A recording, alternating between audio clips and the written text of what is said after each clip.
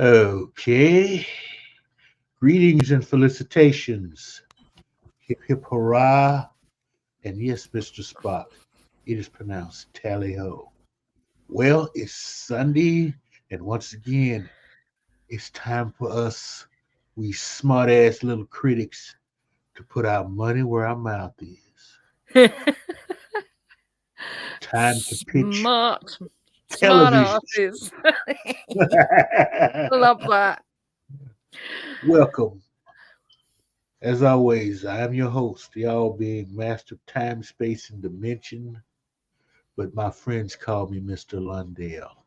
And as always, we are joined by the one, the only, the goddess of the internet, Yvette. Thank you, Mr. Lundell, and thank you very much for having me. And hello to everybody in the chat. So many of you. It's fantastic. And this is the last of this series of challenges.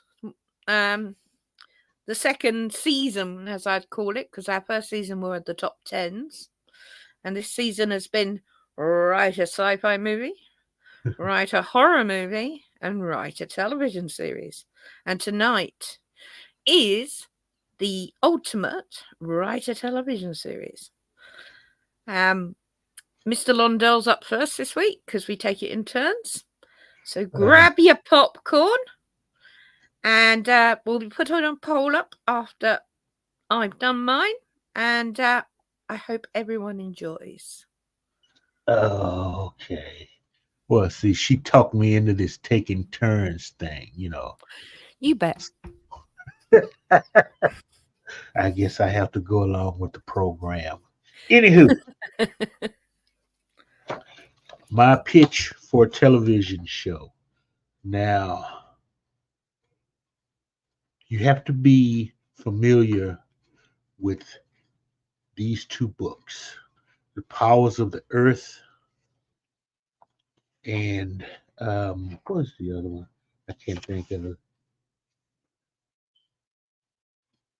Uh, the name escapes me right now.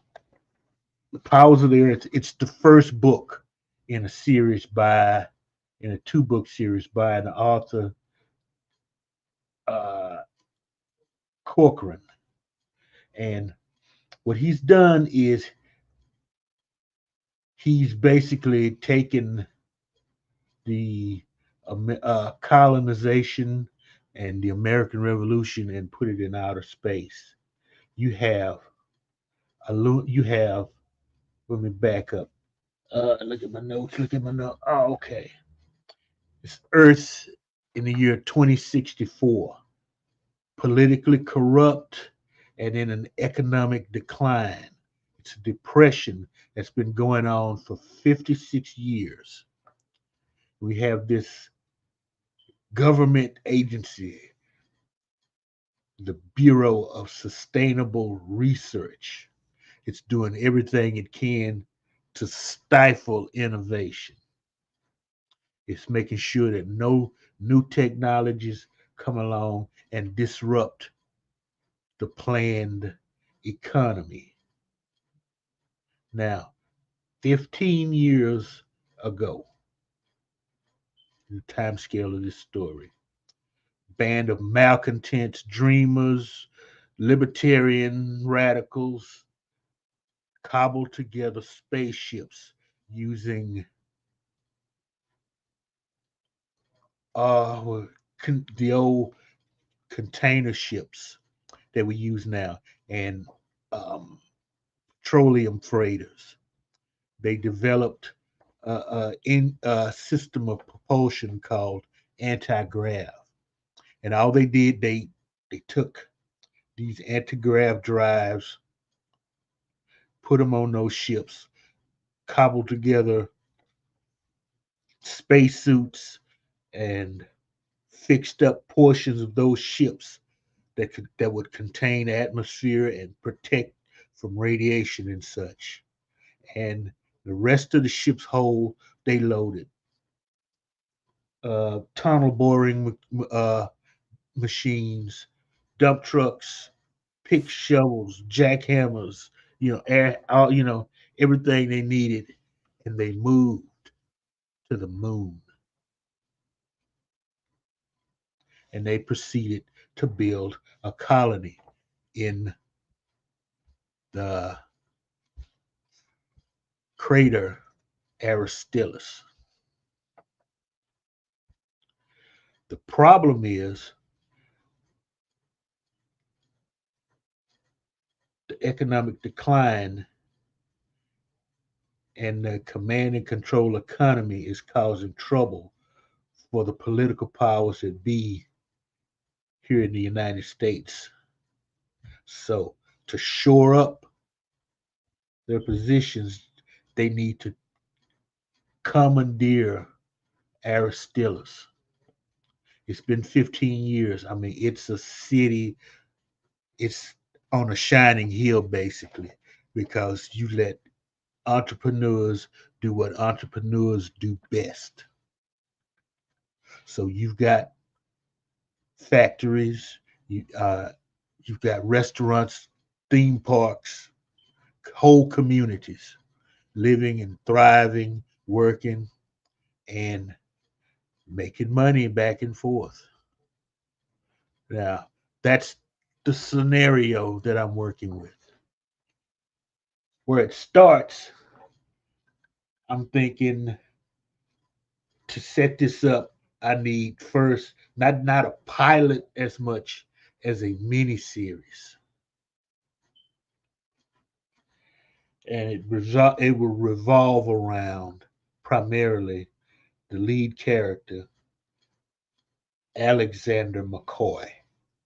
Okay, he was, before all these draconian things going on Earth, he and his former fiance ran a thriving business.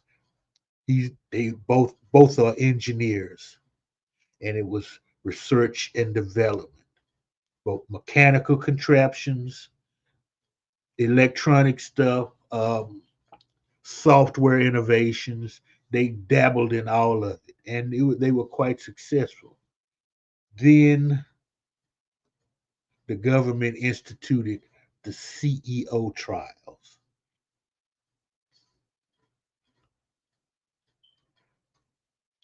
What ended up happening, because he would not bow down and play game, and he would not bend the knee to the governments, they ended up taking 80% of his business and leaving him and with basically a pittance of money, because he was a CEO, and CEOs shouldn't be making that kind of money. And all they were doing was, you know, how they take exploiting the masses, yada yada yada, all the bull crap they tell us. So one night he's sitting on the back deck of the house that he's got to sell now to help pay off this humongous debt that the government's gonna leave him with. Bottle of Jack Daniels half gone, and he looks up at the moon, and some famous words spoken by Ronald Reagan pops into his head. This country is the last bastion of freedom on earth. If we fall here, if we fail here, there's nowhere else to go. He begins to wonder, was Ronald Reagan right? Has democracy, independent thought failed?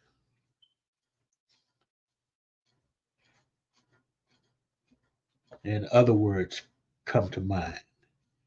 Build a spaceship, go to the moon, and start over.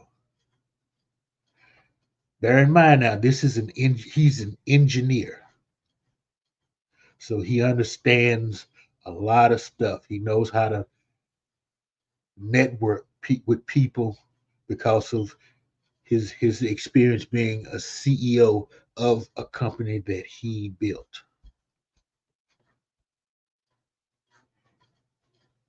He begins networking with physicists, engineers, anybody knowledgeable about space travel, shipbuilding, anything, and those willing to listen, as well as those willing to sign up on this foolhardy adventure.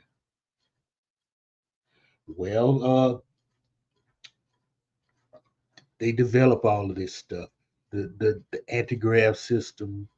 They figure out how to cobble together spacesuits, backwards and forth, and he and about 150 men and women load all types of mining equipment into four giant former seagoing container ships and head out for Aristelis.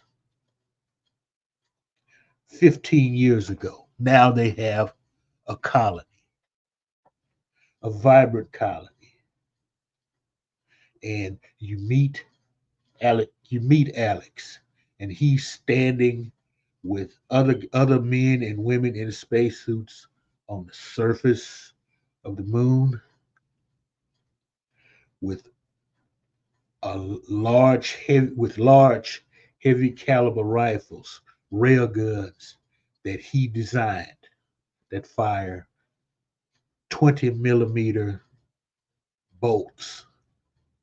And they see these spaceships coming in to land and take what everybody is beginning to realize the Earth people probably have no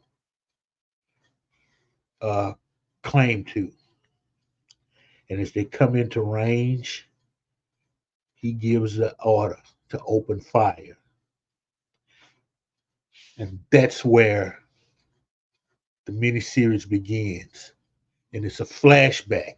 So you see him go through all of the stuff I stated earlier. Building the colony, just the harassments from Earth and all of that. And the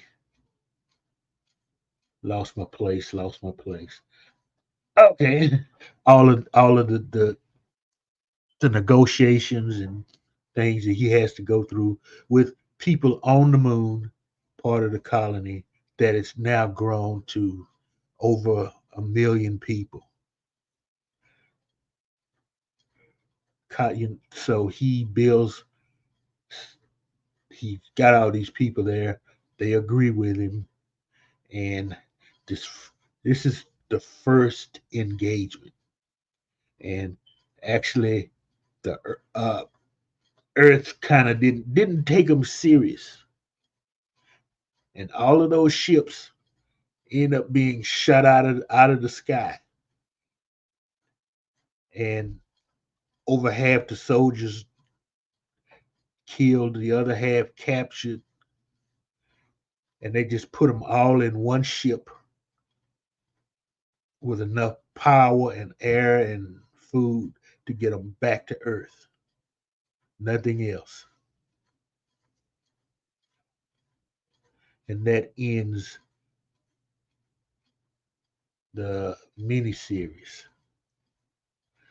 The series itself will go back a little bit and get you into so that you can learn some about Alexander and a lot of the characters, like Diana Zhu, ex fiance, and she does regular shipping runs to Earth for some supplies that they need, and if there are any people that want to secure passage to the moon, she can take a few of those with her, stuff like that.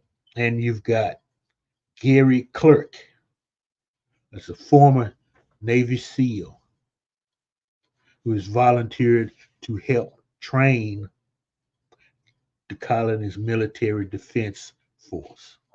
So, and then you have Julian Franklin. He's a bureaucrat on Earth that is doing the manipulating things to try to get the Aristillus colony to fall into place. He's sending spies there and people to set up businesses and do certain things, to kind of disrupt what the government, what the local governments are doing, so that they would be more dependent on Earth, and what they can't get through military force, they could probably end up getting by manipulation. Then you have Leonardo. Leonardo is AI. It's probably the most advanced AI ever. And Earth thought they had destroyed it because a lot of people saw it as this threat. But since Alex understood something about AI, he managed to save portions of it, and now it's helping to run Aristillus. It formulates tactics. Um, it's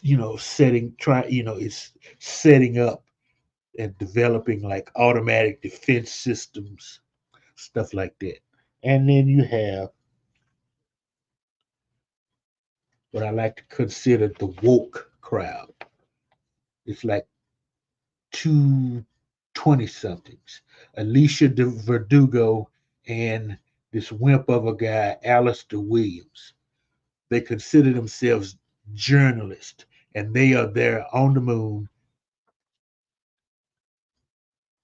convincing themselves that they are there to report the truth on how Aristillus is actually run, how workers are exploited, and how they're fooled to even come there in the first place, and how food is everything is manipulated in the favor of people like Alexander McCoy. Um, and also you have Hector Marquez. He's a PR guy on Earth that Alex and board members on Aristillus is hired to be their spokesman on Earth, and he's just inches away from being in trouble and locked up himself. They end up pressuring him into doing things and trying to convince people on the moon to do things that would make it easier for the government to just move right in. Then you have Mike Martin, legal advisor to Alexander on the moon. And you have to remember one thing about Alexander is he is kind of hardcore libertarian. So, and you've been around these people, they won't bend easy to like negotiating, and that's Alex's major flaw. Uh, right, that's really all I have right now. I don't know how well, you understand. Anybody understands No, what? I was there in my head. I can tell you Oh, that. really? Yeah, yeah. Sounds fantastic. Well, this is somebody else's original story. Okay, Mm-hmm. so it just, to me, it just became easy to Yeah, add yeah, to it. Make a handful of changes, for television, you know, Mm, yeah. things like that. You've had some great. Let's have a look. Oh yeah, Curtis. See, if I was Yeah, younger sign and me it was up. possible, I would be there too. Because Yeah. trust me, I'm sick of this shit. Okay, I am sick Mm. of it. Harsh. Curtis says, "Ooh, with some moon is harsh mistress thrown in. This is good stuff." Well, yeah, there is some of that, yeah, in there. Not as much though, you know. Women don't run the colony, and they're not prisoners. So No. A million people as well. Yeah, quite yeah, mind-boggling. And certainly, some of the things you were saying are happening now on our own planet, yeah, right? that's So it's that. very, very much in the now. Yeah, that's what drew me to the book in the Mm. first place.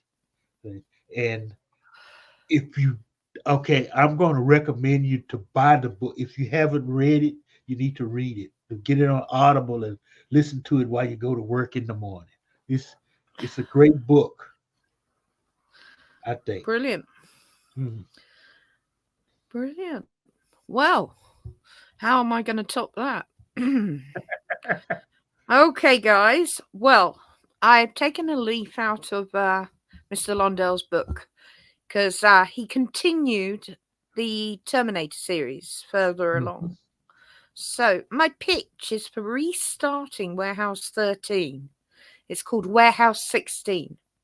I'm going to read the pitch, show you a picture, and then read the pilot. Okay, so Warehouse 16 is set in the year 2082, a futuristic yet familiar world where technology has advanced, but the mysteries of the past still hold sway. Following the same thrilling format of Warehouse 13, the new series Warehouse 16 explores a world where the artifacts are more powerful, the threats more significant, and the stakes are higher. Set 69 years after the events of Warehouse 13, the world is different, but the need to protect humanity from dangerous artifacts remains constant. The location of Warehouse 16 is located in an underground facility beneath the historic city of York in England. The location is steeped in centuries of history, from Roman ruins to medieval castles, providing a rich backdrop for the series. Warehouse 16 is the new team must balance cutting-edge technology with ancient wisdom to track, retrieve, and secure artifacts with supernatural powers, all while navigating the historical depth and mystique of their new base. The main characters are Dr. Callie Adams, lead agent. Her background, a brilliant archaeologist and historian with a knack for understanding ancient languages and symbols. Her personality is curious, determined, and highly intuitive. She brings a scholarly yet adventurous spirit to the team. Special skill, her deep knowledge of history allows her to quickly identify artifacts and their origins. Agent Marcus King, tech expert. Background, former cybersecurity expert and hacker turned warehouse agent. His personality is witty, resourceful, bit of a maverick. He's the tech genius who can hack into any system and create gadgets on the fly. Special skill, his ability to merge ancient artifacts with modern technology creates unique solutions to challenging problems. Professor Theodore, otherwise known as Theo Green, the warehouse supervisor. Background, a former museum curator and encyclopedic knowledge of mythology and lore. He has been the head of Warehouse 16 for over a decade. His personality is eccentric, passionate, deeply knowledgeable, yet sometimes absent-minded. He is authoritative but caring, with a dedication to the preservation and protection of artifacts. Excuse me. Special skills. His in-depth knowledge of myths, legends helps decode the mysteries of surrounding artifacts. Theo is also adept at using the warehouse's unique technologies. And finally, Ava, artificial intelligence. Background: advanced AI developed to assist in the management and analysis of the warehouse's vast collection. Personality: logical, efficient, and constantly learning. Ava provides support in data analysis, artifact classification, and security protocols. Her special skill: capable of interfacing with both ancient and modern systems, providing real-time data and strategic advice.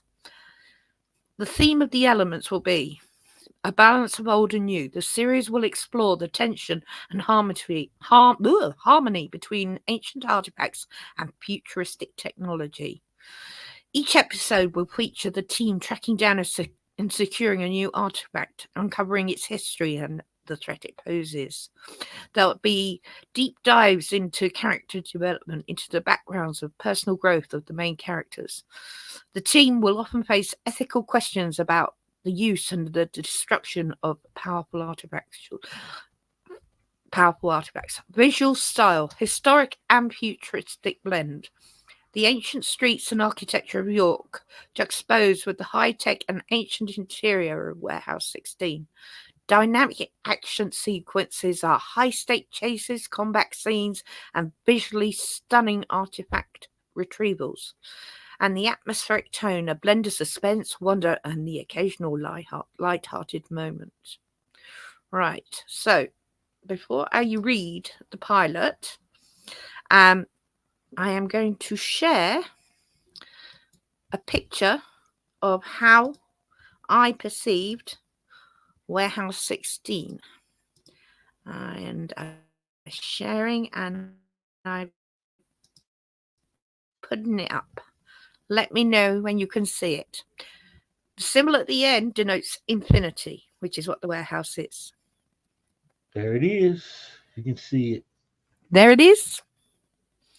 So we've kept the old style, but obviously this is only one of the aisles. So you can imagine how big it is. I just wanted to give you an idea. Okay. Right. So the pilot. Now, the pilot is going to sound a lot longer than it would be visually, because some of the stuff I'm going to be listing is on the shelves. And I want to go through them so you know what they are. Some old, some new. But imagine on the television when you're watching it, it's going to be much faster because I'll just be looking at it and reading a tag. All right. So just bear with me. The pilot episode, The Tesla Menace. In the pilot episode, The Tesla Menace, Dr. Callie Adams is recruited by Theo after a series of mysterious accidents involving an advanced electric car that can travel at incredible speeds, faster than any known vehicle. However, driving it can be addictive and disorientating, causing the driver to lose their sense of time and space. Joined by Marcus and guided by Ava, the team must secure the car before it causes irreversible damage. The episode begins with Theo walking through the vast aisles of Warehouse 16, carrying a container of neutralizer, known as purple goo to those in the know. He meticulously checks off artifacts from the list, ensuring they are securely stored and their powers contained. Okay, I'll go as quick as I can. Adolf Hitler's microphone, a microphone imbued with Hitler's charisma, said to have hypnotic powers and to possess the power to transfer the ability to convince people to do very, very wrong things. Smartphone of prophecy, a smartphone that receives notifications about future events. However, the messages are cryptic and interpreting them incorrectly can lead to unintended consequences. Quantum USB drive, a flash drive that can store and transfer data across multiple dimensions. Data transfer can sometimes contain unexpected or dangerous elements from other realities.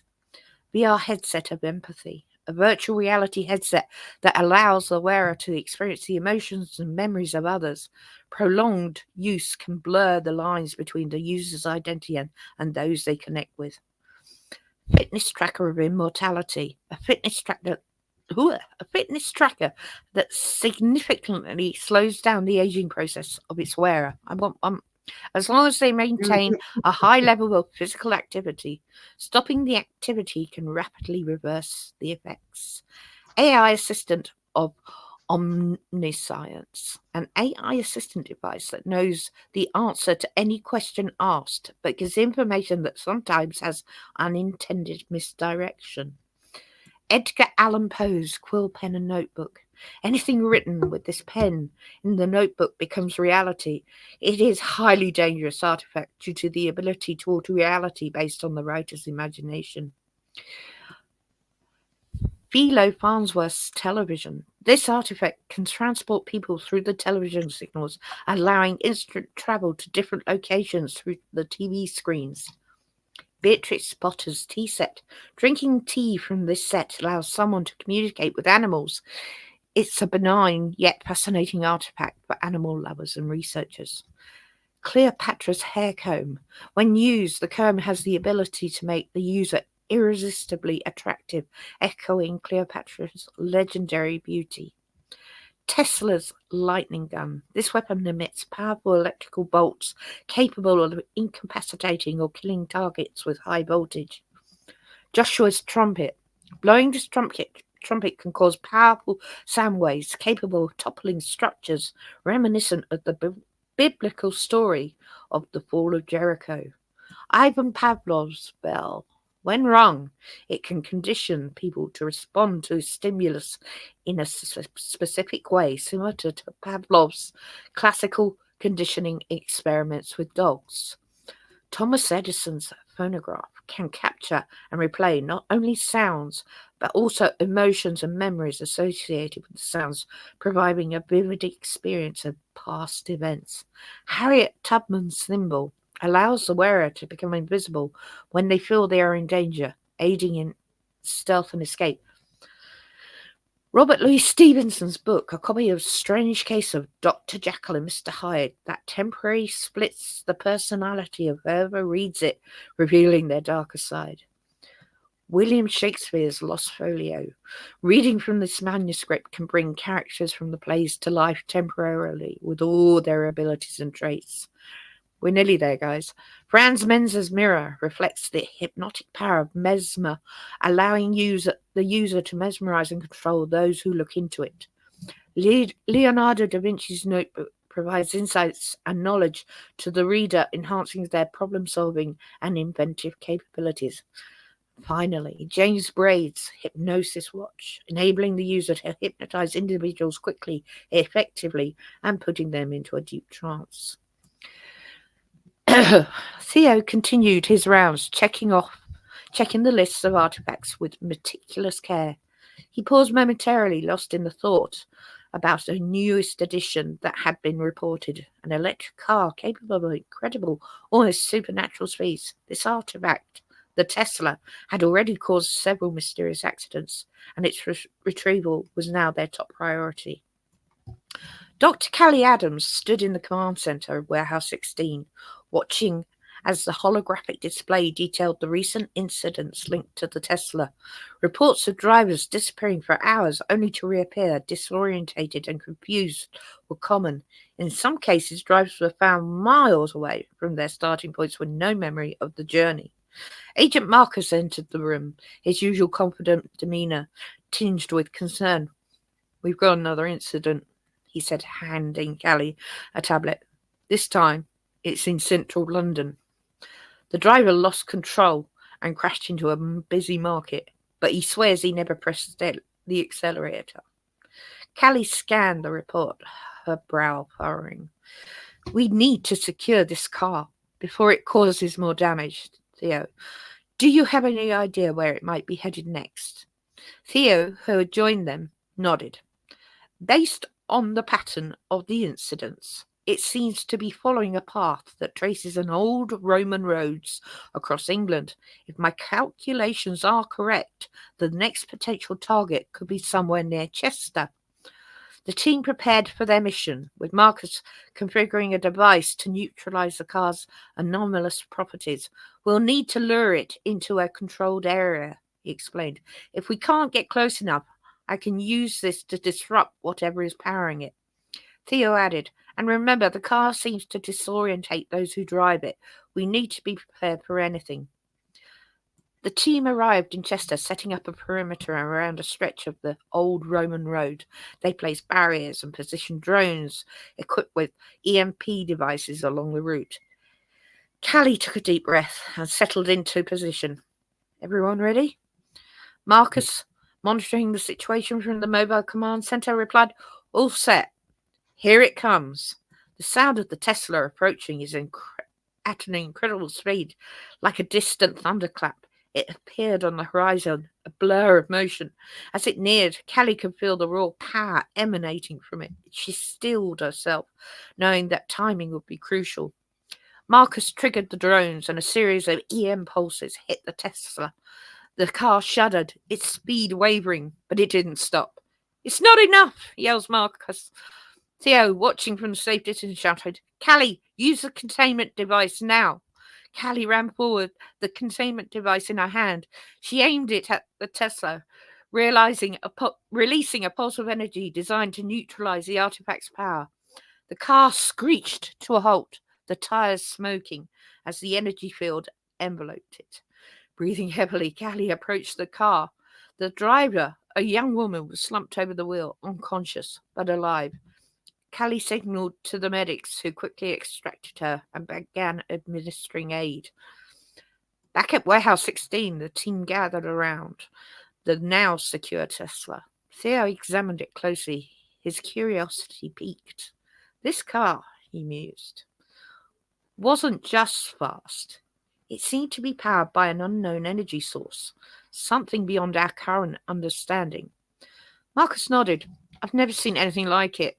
We'll need to run extensive tests to figure out what makes it tick. Callie looked at the car thoughtfully. And we need to find out who created it and why. Maybe our first stop should be Elon Musk. He did create it. There's more to this than just an artifact gone rogue. Theo added the Tesla to the growing list of secured artifacts, noting its potential dangers and the need for further study. One more mystery for the warehouse, he said with a smile, and one more victory for us. The team felt a sense of accomplishment, but also renewed awareness of the challenges they faced as they secured the Tesla in its containment area. They knew that this was just the beginning. Warehouse 16 had many more secrets to uncover, and their mission to protect humanity from these dangers of these powerful artifacts was more critical than ever. There you go, guys. Cool. That would be kind of fun. So I don't know. I still keep seeing what's her name? Okay, I think CCH Pounder having to come in and turn Helen. the key. Helena, yeah. So there you go, guys. I'm not rebooting it. It is a continuation, but there's a good jump, so we can start with a whole new crew and all the modern stuff. I actually really wanted to write another episode. That's how much I got into it. I know that sounds barking mad, but there you go. Oh, right quick. Across 2 platforms, we have 7 people watching. 3 on X, 4 on YouTube. Oh dear, there were 9 when I started. No, Did I drive them away? No, it's back to 9. I don't know. It's kind of wonky. Whatever. YouTube, it went back up to 6. But I want to welcome the guys listening on X. be sure to drop by the channel on YouTube, Mr. Lundell's Groovy Movies. And if you're not a member, join. Okay, watch a couple of movies. Leave some comments. Uh, Share this with your friends. Uh, you know, have fun with it. Join us. It'll be great. So, Warehouse 16, ladies and gentlemen. Now, okay, let's just open the I floor to certainly questions. think Warehouse 13 was cut too short, too early. Yeah, I always thought it could go on. Definitely go on. And yeah, this is the ideal opportunity because it's not a reboot. yeah, It's a continuation of the original series, but with brand new people, brand new warehouse, and brand new stuff from our era and beyond. So you can have a mixture of episodes of ancient artifacts, which, because Warehouse 16's in England, of course, because I wrote it, you'd be finding artifacts dating back to the Stone Age, maybe. Or yeah. you'd be finding future creations that we can come up with that haven't even been invented yet, that are causing problems. Hey, bird. Kapla bird. The thing is, okay,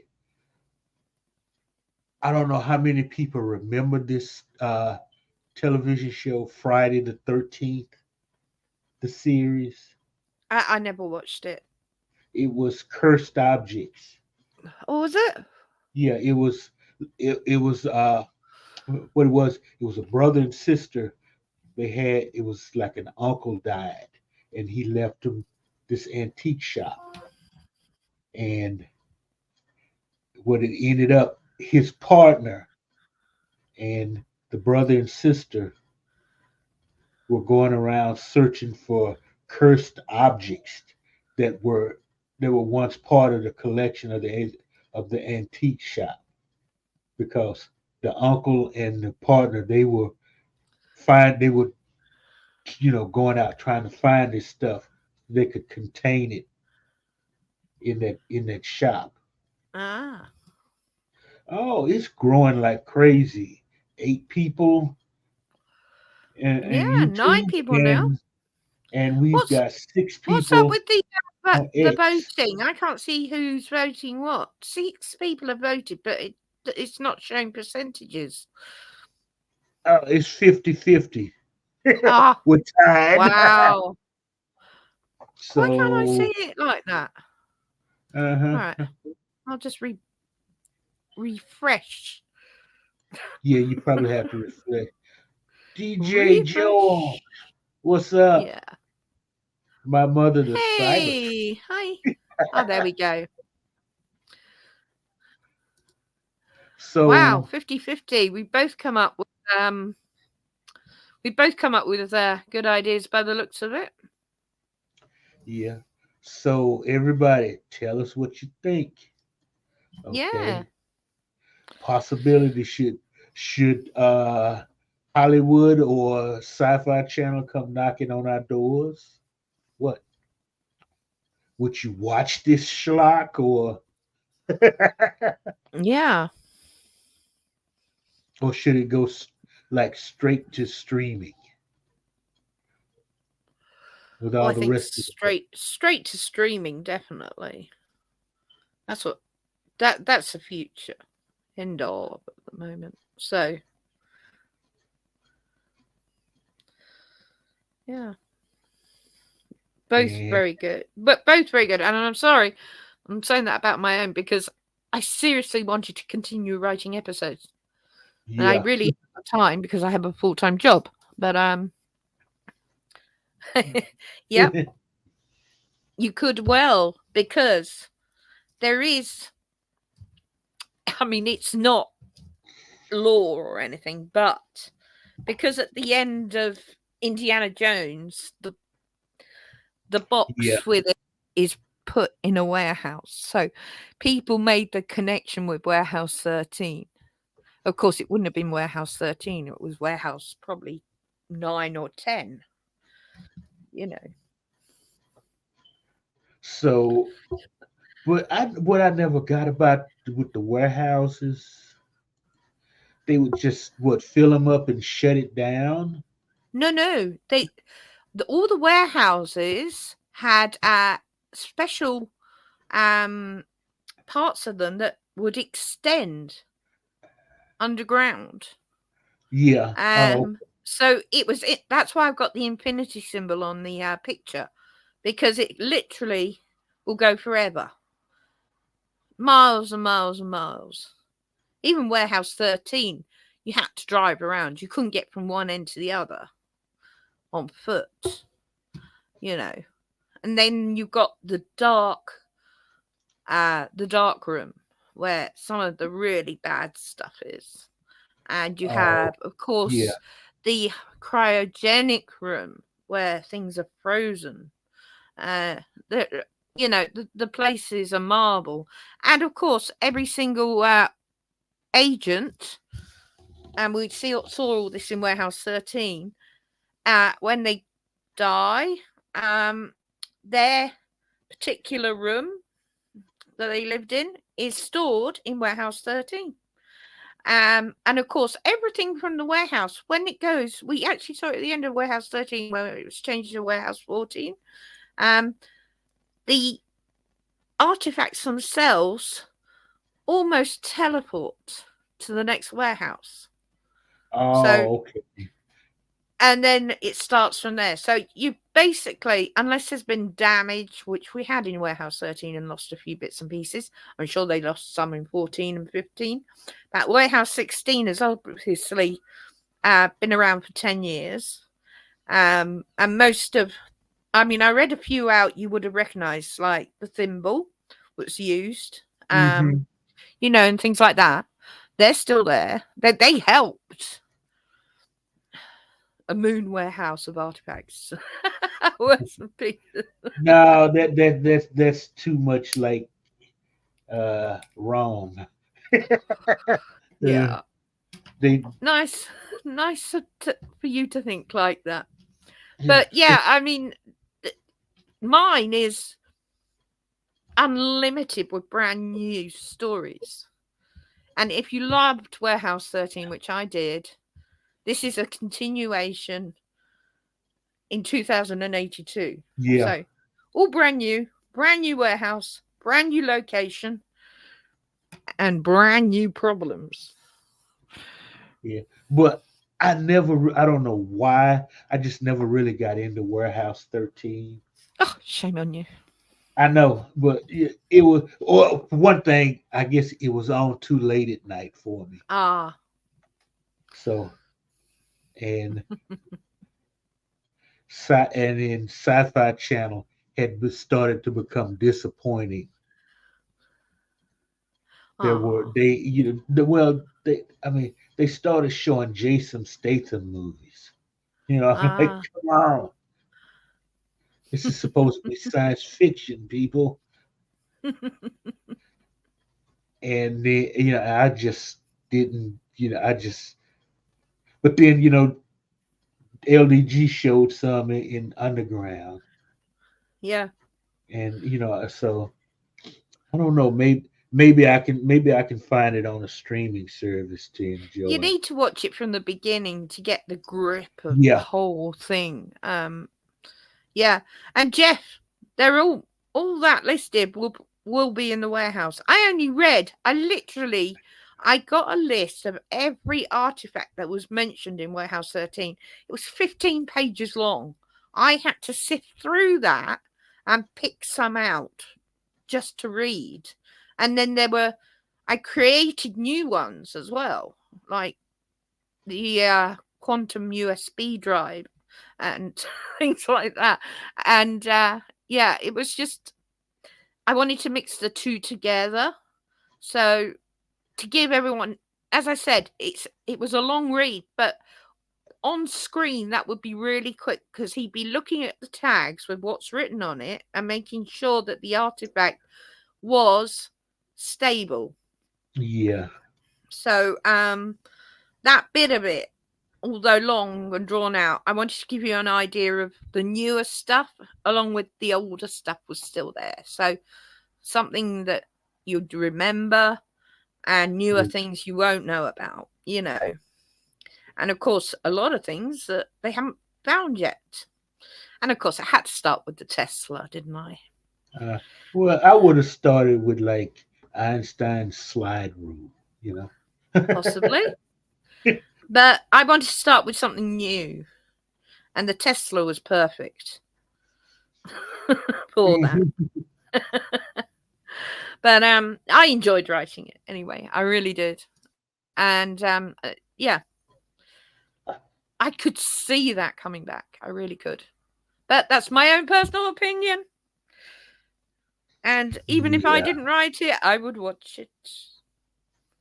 Yeah, I would try to watch it as well. Yeah. And yours as a mini series sounds incredible. I mean, you know, and I know we discussed a few things that you were going to put into the mini series that were fascinating for me. That would be part of like in the mini series. Yeah. One character I didn't mention, he's a former NASA scientist.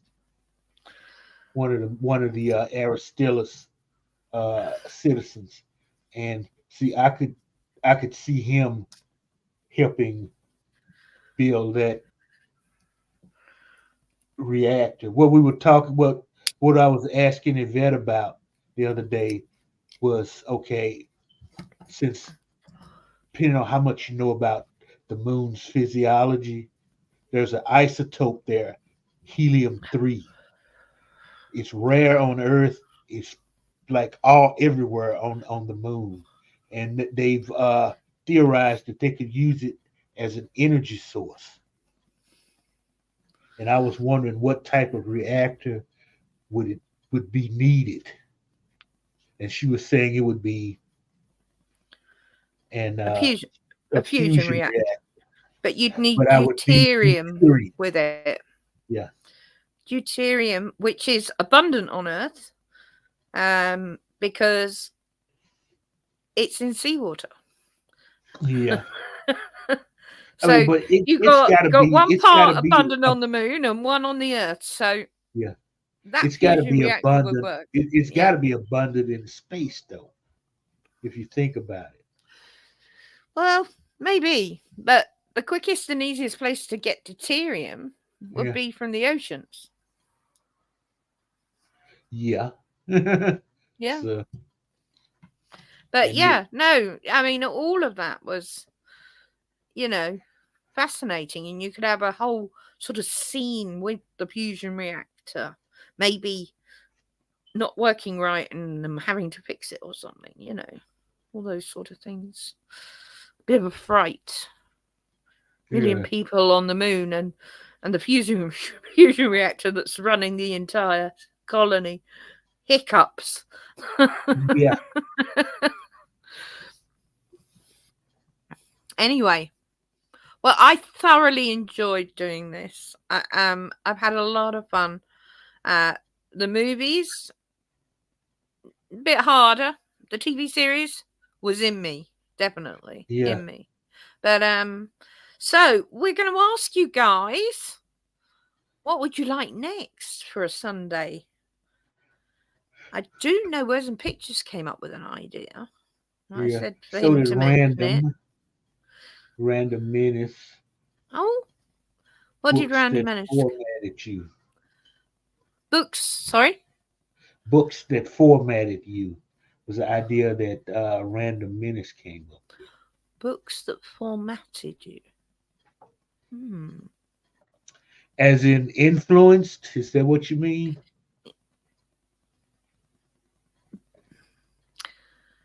Possibly, yeah.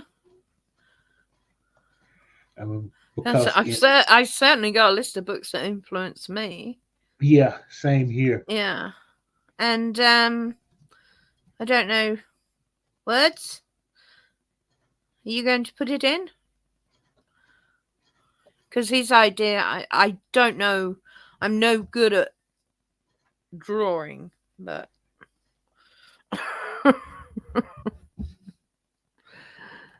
there's I suppose there's many different books that influenced us is a good idea. Oh, now with me, I that's a list. really wanted the chat to give us some ideas. I really did. Books that influenced me. Now that's a list. Yeah, it is for me as well. Okay, But it so wasn't just books that influenced me. Unfortunately, there's a certain show that's not allowed on this stream. Influenced me the most. So, well, you know what? Eventually, I think we're going to have to break down and talk about those. As long as we don't bring the new crap in. No, that would be We that would have to draw a line. yeah, that would be the demarcation point. Yeah. See, because we can always go with classic Who, Yeah. classic Yeah. Trek, and let's face it, the first 6 movies are classic Star Wars. Okay. So Curtis is kind of a mix of Atlas Shrugged and The Man Who Sold the Moon. I guess you're referring to my pitch. So I never read The Man Who Sold the Moon, and Oh. I do Well, there you not go. consider Atlas Shrugged science fiction. A lot of people do, but no, Anne Ryan was not writing science fiction when she wrote that. She was, and Ayn Rand was in total political mode when she wrote Atlas Shrugged. She was warning us about the mop heads that we were letting convince us what road we needed to be on politically.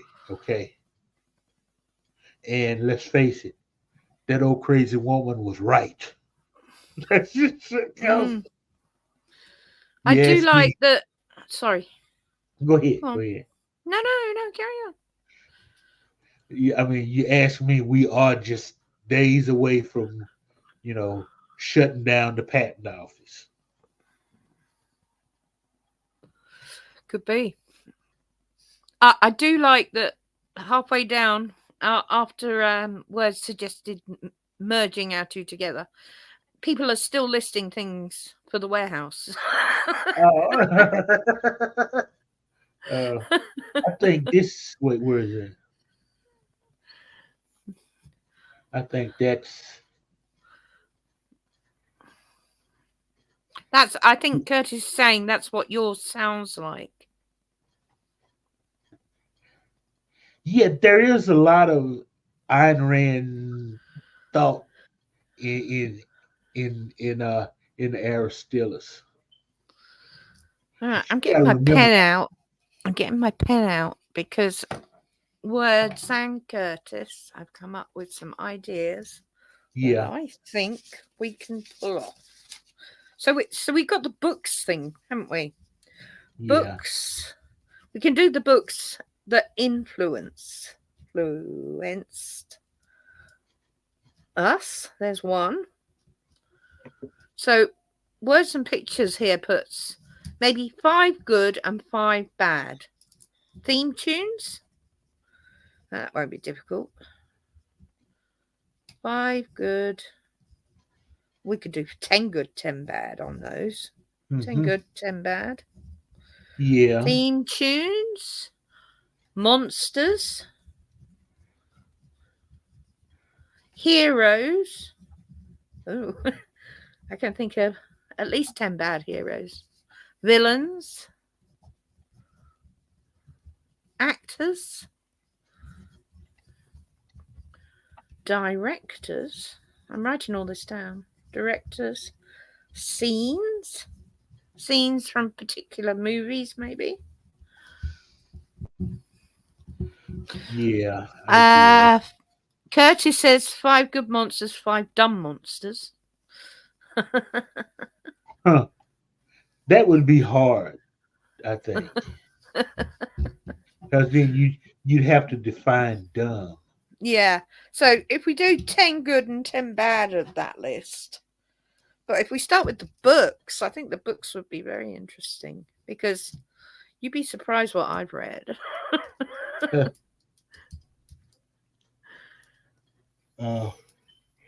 Everybody would probably be impressed with what I've read. Oh, yeah, I'm sure. I'm sure. And although okay. I was made to read Shakespeare, it won't be on the list. Yeah, Curtis, I liked Atlas Shrugged too. It's just I don't see it as a lot of people want to lump it in with sci-fi. I don't think it's sci-fi.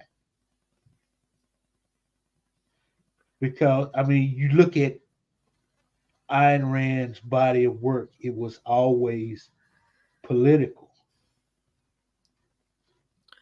Oh, you were in the lead, but we're back to 50-50 again. Excuse me a moment. Oh, Words and Pictures likes Aristillus. It looks like an inverted nipple. Well, most craters do. Each to their own, their words. Well, we'll certainly have a chat after the stream and see what we will come up with for next Sunday. So it'll be a surprise which one we pick. But yeah, I think they've spoken. I mean, 50-50. We both of our television series should be made, and I'm waiting for the call now. Yeah. The phone's going to ring any minute. The phone is going to ring any minute. Yeah, you can get in touch with me via email through my YouTube channel. You know, I am open to discussions. Yeah. Though you may have to get Mr. Corcoran's permission first.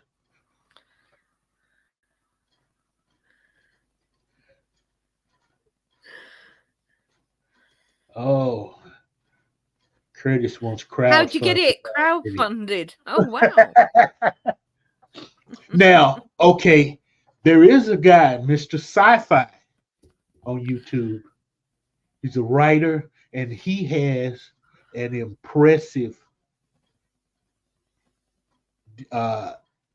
list of writing credits. He has been crowdfunding some stuff, series he wants to get done.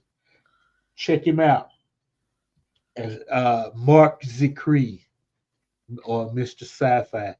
Check his channel out. He's got one full complete pilot up, one complete pilot episode up of what he wants to do. Watch it. I'm telling you, it's old school sci-fi feel to it, and you know, I think it would have been a good show if somebody would pick it up. Yeah. I wouldn't know where to start actually filming or anything. I have no experience in anything like that. But you know, I think if a network wants to pick up Warehouse 16, they should. I think it'd be a hit. I also think if a network wants to pick up Aristillus, is that right? Aristillus. Yeah. I'm going big blind. Yeah. Oh, yeah. I know. No, it's all right. I just my eyes are blurry for some reason. The sun's going down. Yeah. Oh. Both of them sound like I could sit down and put them on and watch them. Yeah. Curtis says, what was the channel again? Where's the picture? Says Mr. Mr. Sci-Fi Mr. Show is Sci-Fi. worth watching. Yeah. Have you not got the link? If you follow him, can you not put it in the chat? I need to. It's oh God. I need to. It's buried somewhere in my Your subscriptions list. subscriptions. Yeah. Give me a second, people. Uh. Now, crow funded, I could have a word with the murder of crows that live in my privet hedge. Maybe they could go around stealing things that would earn us No, money. I think he meant Crows do crowd. like to steal. Well, ravens we really need for that. But I think crows he steal meant things. crowd. I He know meant he did. crowd. I'm just having a laugh while you're looking for the link.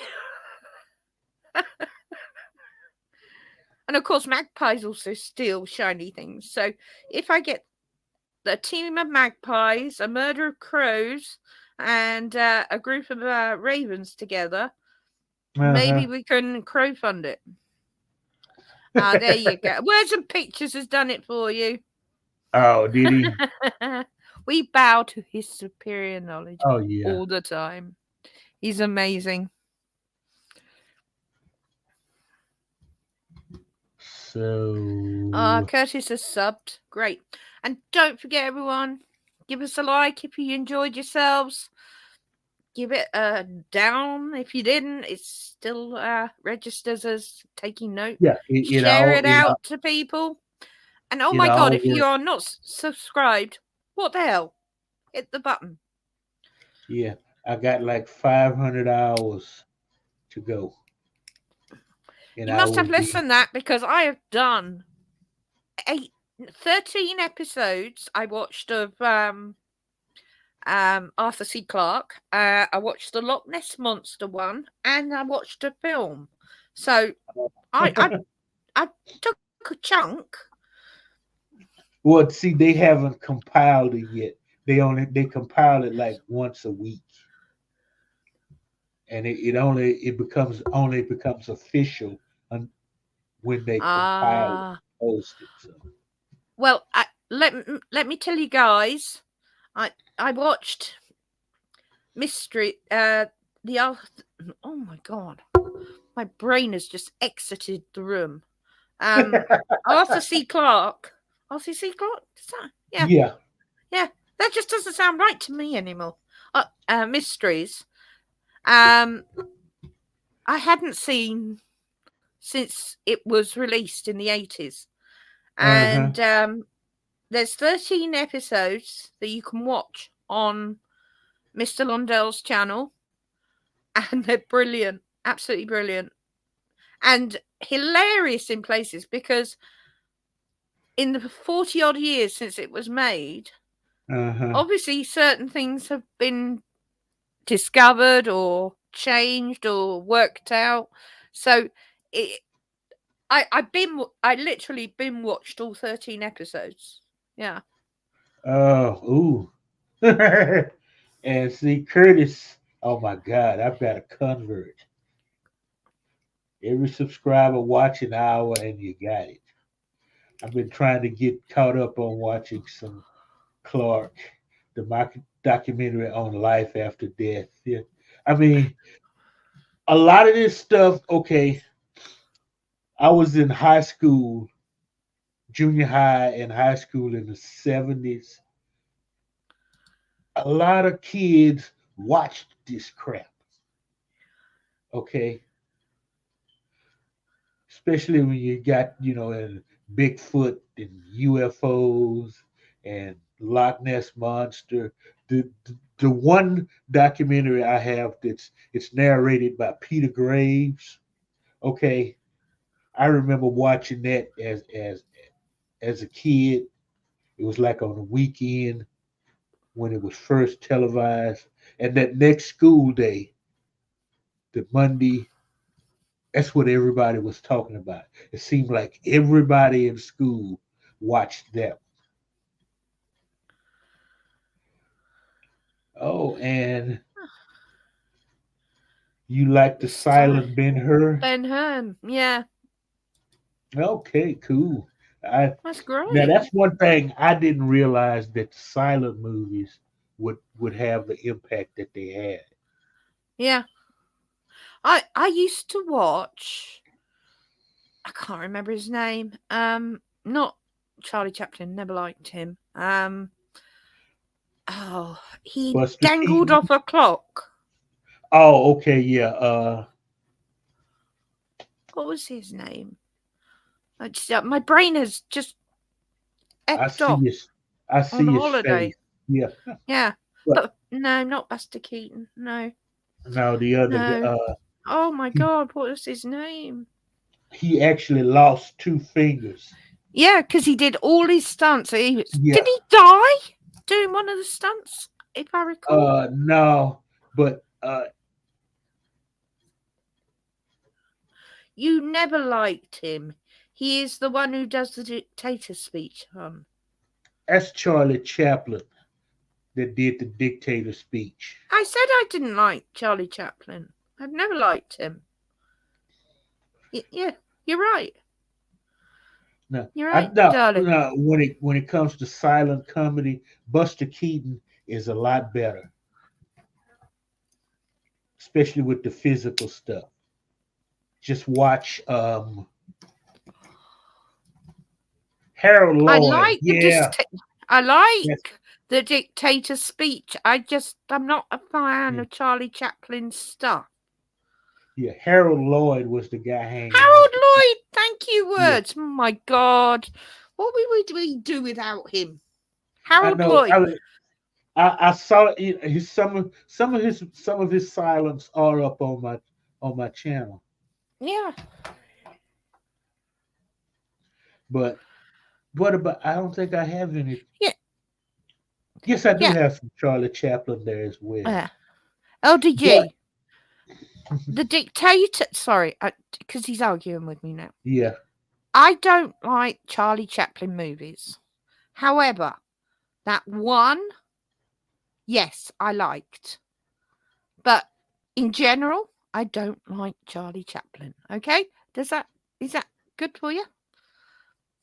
Harold Lloyd. Now, I was very, very young when I watched them, and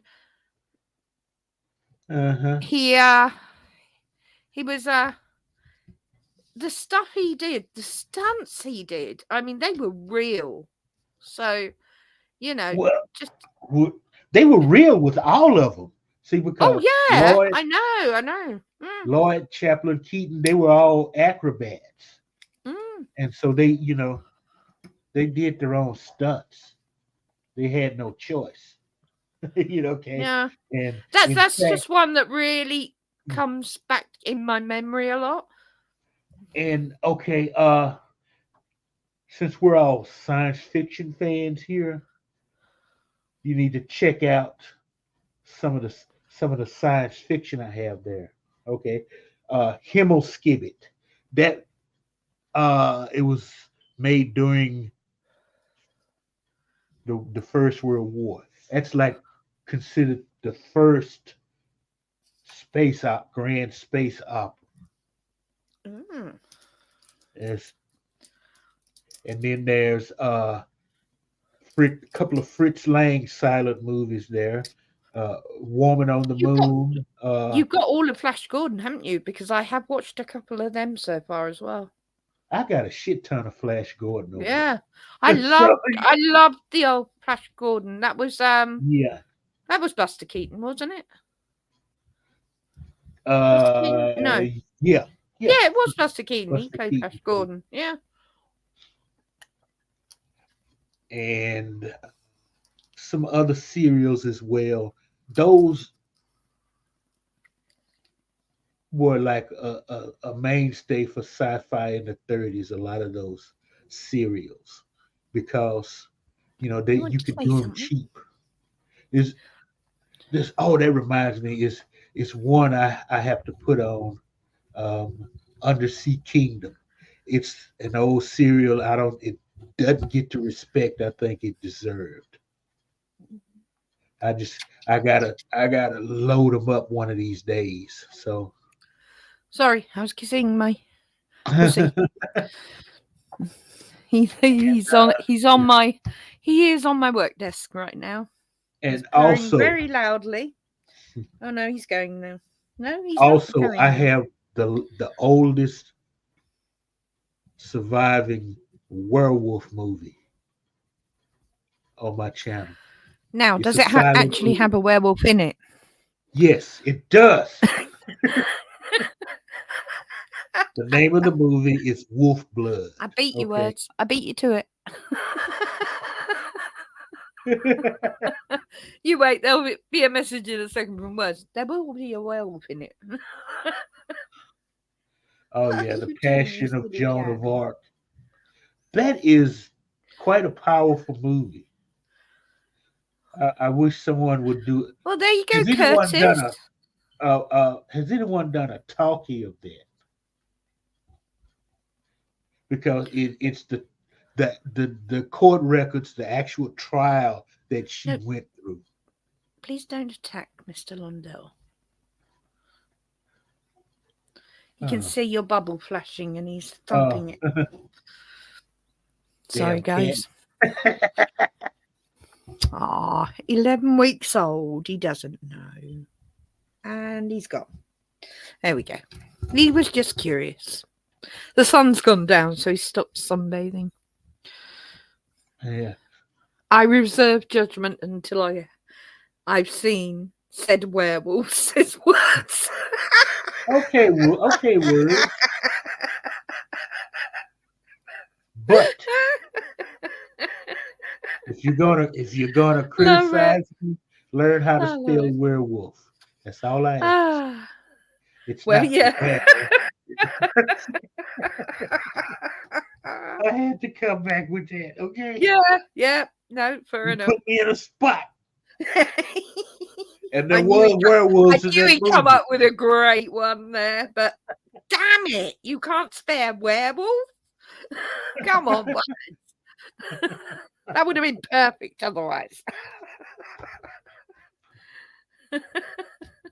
Yeah, that's never going to go away, Mr. Londo. No matter how many times you beg us. But anywho, there are 6 people enjoying this conversation on X, and we've got 8. Hi, everyone at X. And we've got 8 on YouTube. So brilliant. We got an awful lot last night. I checked this morning how many views. Yeah. The Pit and the Pendulum. Oh yeah. Evidently Vincent Price is priceless. Price. when it comes to these when it comes. Yeah. So, that's why I mentioned Theatre of Blood to you, because I thought that would make a really good one to do. Mind you, have a look, but if not, yeah, Dr. Fives and Dr. Fives Rises Again are 2 good ones. I've definitely got both of them. I just gotta check. I just gotta check my database. I got 2 drives, okay, external drives, and one is completely full of movies, and the other one is about a third full. So I don't remember exactly what all I have.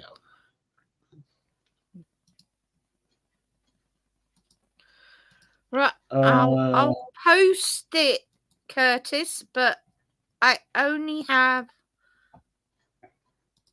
playlists for you to watch. But by all means, join the 75 other subscribers I have with no videos up. But there are some good playlists there for you. What? Okay. Why is Jeff getting in on this as well? We're all wondering where the werewolf is, words.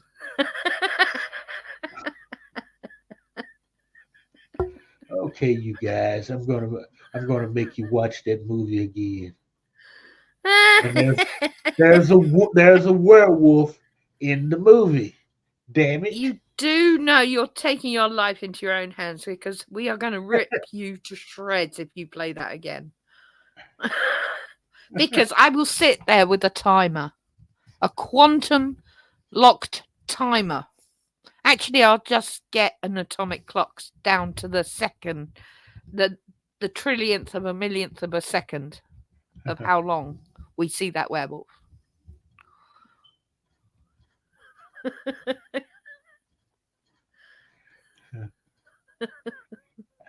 Saturday watch along commentaries for films that are free on YouTube would get more rewatch views. I guess. Well, I don't know. People, I don't know. A lot of people still think they're going to see a movie, even Yeah, though you put commentary only. So yeah. I don't know.